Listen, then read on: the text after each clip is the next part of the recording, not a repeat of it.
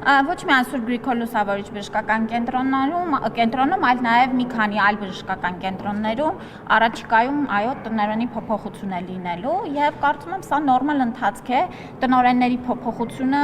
եւս մեր ընթացի գործունեության մի մասն է։ Երկուսի մասով էլ երեք էլ մենք գտնվում էինք Վանարջանի անվան ուրցքաբանության կենտրոնում, կարծում եմ շատ մեծ ներդրում են ունեցել այս երկու խոշոր կենտրոնների ղեկավարությունը եւ թիմերը ձևավորելու իսկապես լրիվ նոր մշակույթով, ստանդարտով,